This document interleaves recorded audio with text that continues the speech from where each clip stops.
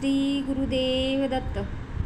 भगवान शिवाला 5 प्रकारे जल अर्पण करताना पहिल्या नंबरला जल घेऊन गेले आणि डायरेक्ट भगवान शंकराच्या शिवलिंगावर अर्पण केले. हे प्रथम क्रमांकाचे जल अर्पण करण्याचे प्रकार आहेत. दुसरा, शिवलिंगावर जिथून पाणी खाली वाहते, शिवलिंगावर जल उत्तरेला वाहत जाते आणि आपण ठीक विरुद्ध दिशेला म्हणजेच दक्षिणेकडे उभे राहून उत्तरेकडे तोंड करून भगवान शिवाला जल समर्पित केले जाते. हे रोगमुक्तीसाठी असते आणि आपल्या रोगावर विजय प्राप्ती करणारा आहे. हा दुसरा प्रकार आहे.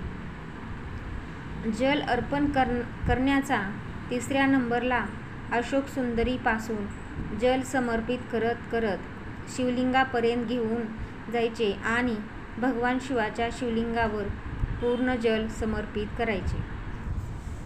हा तिसरा प्रकार आहेत. हे कार्य सिद्धतासाठी असते. आपण कोणाकडे आशा न लावता परमात्म्याकडे विनंती करतो. विनंती करण्याचे प्रकार आहेत. चौथ्या नंबरला भगवान शिवाच्या शिवलिंगावर 5 ठिकाणी जल समर्पित करताना गणेशजी, कार्तिकेय, अशोक सुंदरी, जलाधारी आणि शिवलिंगावर या 5 स्थानावर जल समर्पित करणे हा चौथा प्रकार आहे. 5व्या नंबरला भगवान शिवाला पंचम नंबरला येते. जे शिवलिंगावर जलाधारी असते, त्या पाणी भरलेले असते आणि खाली एक एक थेंब पडत असते. त्या जलाधारीमध्ये जल समर्पित करून थोडेसे जल ठेवून ते आपण अशोक सुंदरीवर थोडेसे समर्पित करून त्यातील थोडेसे जल शिवलिंगावर जेव्हा आपण समर्पित करतो, आपण ज्या कार्यासाठी जातो ते कार्य आपले सफल होतातच. 3 प्रकारचे बेलपत्रेचे वृक्ष असते. एक बेलपत्र पाशी आपण जर उभे राहून बघितले तर आपल्या गुडघ्यापर्यंत असते. एक बेलपत्राचे वृक्ष आपल्या खांद्यापर्यंत असते.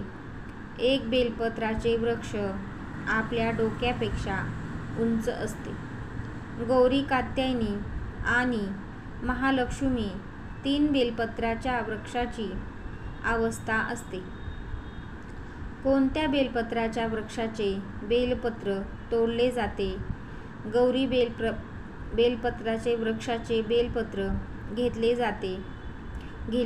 जात नाहीत. कात्यायनीचे बेलपत्र घेतले जात नाहीत.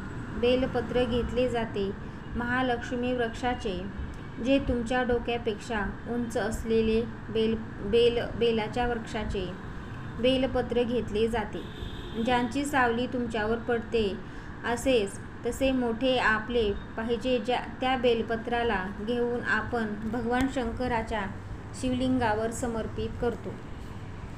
लक्ष्मीला आपण घेऊन येतो आणि भगवान शंकराला समर्पित करतो आणि त्या बेलपत्राला वापस उचलून घेतो तर भगवान शिव महालक्ष्मीला आपल्याला प्रदान करून देतात.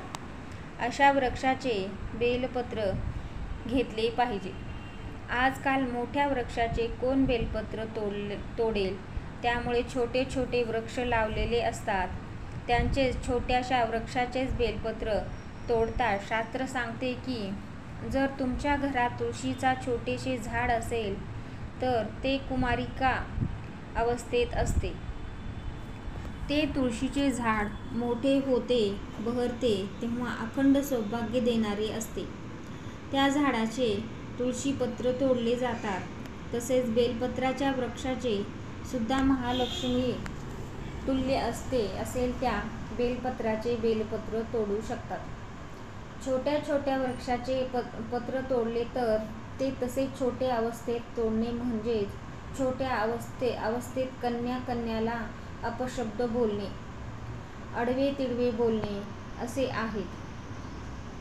आपण भगवान शंकराला दररोज जल अर्पण करत असाल तर तुम्ही एखाद्या दिवशी कुठे बाहेर चालले असेल आणि तुम्ही मंदिरात जल अर्पण करण्यासाठी त्या दिवशी जाऊ शकत नसाल तर तुमच्यापाशी बाटली असेल, त्या बाटलीतील पाणी उष्टे नसावे. रस्त्याने जाताना एखादे शिवालय दिसले तर आपण दिवसभर भगवान शिवाला जल अर्पण केले नाही तर ते जल तेथे अर्पण करावे. एकांतेश्वर महादेवाला अर्पण करावे. जर रस्त्यात शिवालय नसेल, भगवान शिवांचे शिवलिंगही नसेल तर 2 मिनिट गाडी थांबवून एखाद्या झाडाखाली तिथलीच माती एकत्र करून भगवान शंकराचे स्मरण करून भोले बाबा या 12 ज्योतिर्लिंगाच्या रूपात इथे या. जे तुमच्यापाशी पाणी आहे ते समर्पित करून द्यावे. भगवान शिव ते जल स्वीकार करतात. भोले बाबा खूप भोळे आहेत आणि खूप दयाळूही आहेत. भोले बाबाचा महिमा खूप अगाध आहे. श्री गुरुदेव